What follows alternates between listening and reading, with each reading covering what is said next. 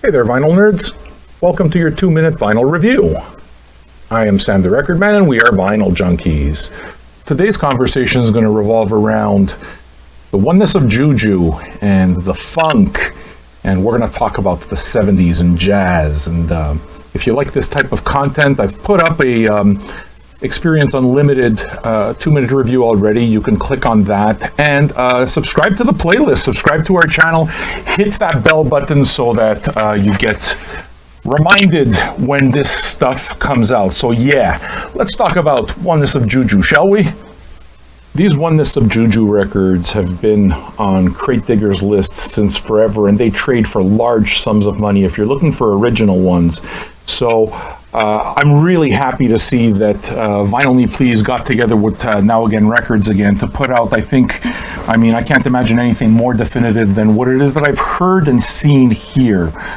A couple of years ago, I went to a local record store, and there it was, Oneness of Juju, African Rhythms. Now, I don't remember why I didn't pick it up, but like most of you guys, right, you go there and you wind up spending entirely more than you have to. So I set my credit card on fire, pretty much, and I had to kind of cut off somewhere, and I guess this Juju record wound up being cut off, and I've regretted it ever since. So Vinyl Me Please coming out with this 4-pack was awesome. Perfect timing.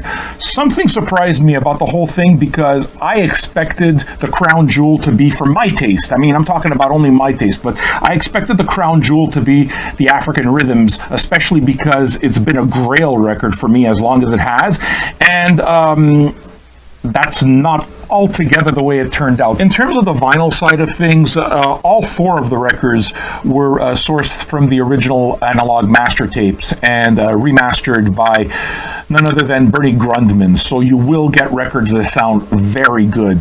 The records themselves, the jackets themselves are tip-on jackets. They smell like Stoughton, so I'm assuming that they're Stoughton. If Stoughton could confirm that, that would be awesome. And another thing that's really cool about this entire set is, again, for those of you that bought the Experience Unlimited, that big booklet that came with the record, there is an equal size booklet for every one of these records. So basically, if you're grabbing these 4 Oneness of Juju records, what's basically happening is you're getting a history lesson on legit my favorite, absolute favorite period of music. And again, I always say 65 to 75, stretch a little bit on both sides, but really the black music, black culture, predominantly African and American, and the melding of the two, and this fits so perfectly. So when I got to listen to this one here with the spaceship, I liked it. I didn't know what to expect. This one, I like all 4 of them, it should be said, but they have different types of vibe. The one that I found to be more overtly African is the first one, African Rhythms.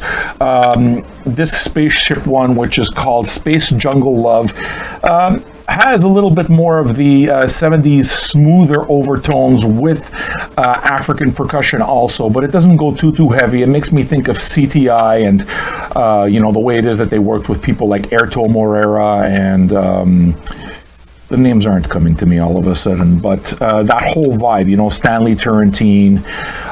So I enjoyed that, obviously, because I collect everything CTI. I buy them all.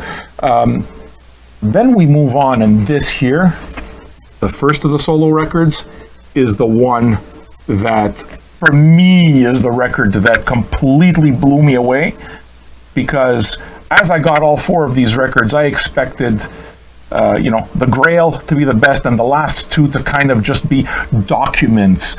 And it's material that, especially, in terms of the second volume, which is Nia, it's never been released, so you kind of always ask yourself, is it stuff that shouldn't have been released in the first place?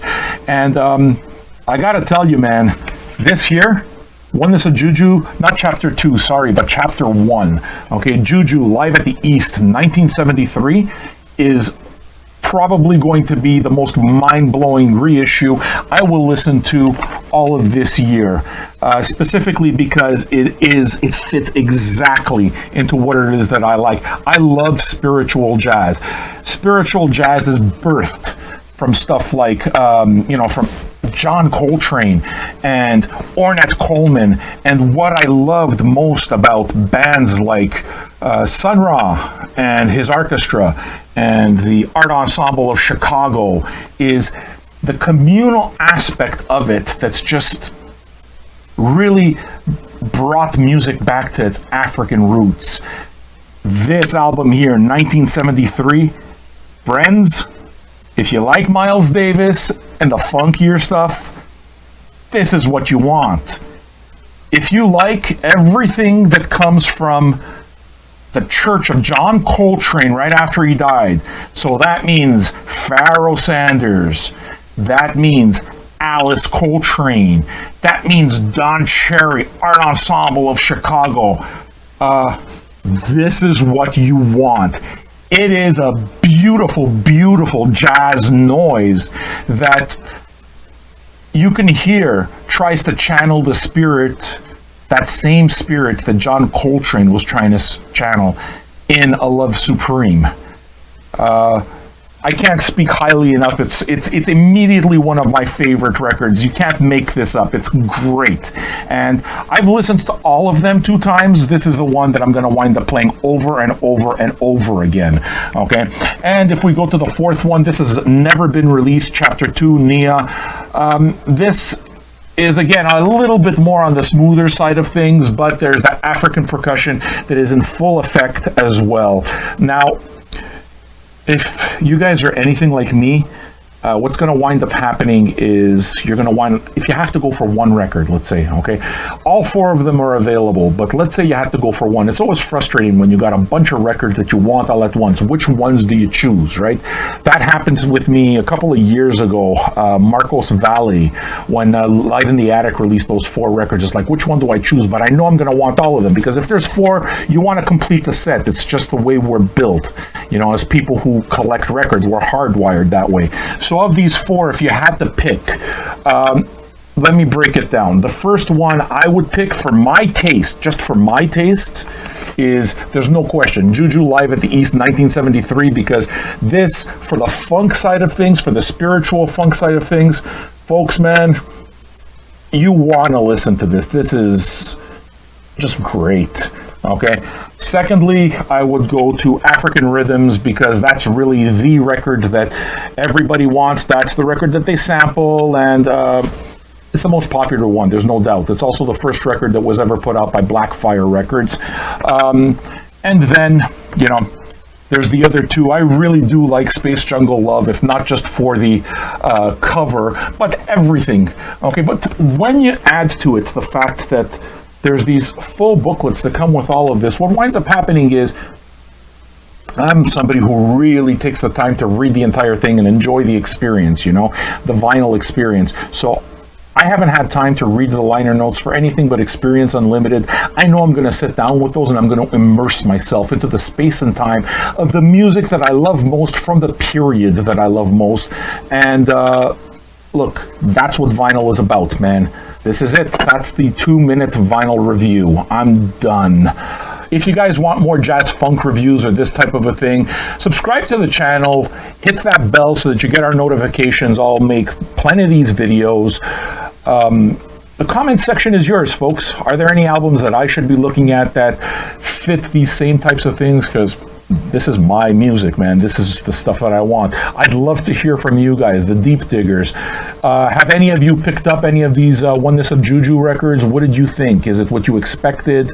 Did you pick up the entire... did you pick up all 4 of them or just one? Let me know, man. And I'll see you guys on the comments section. And until the next time, boom, out.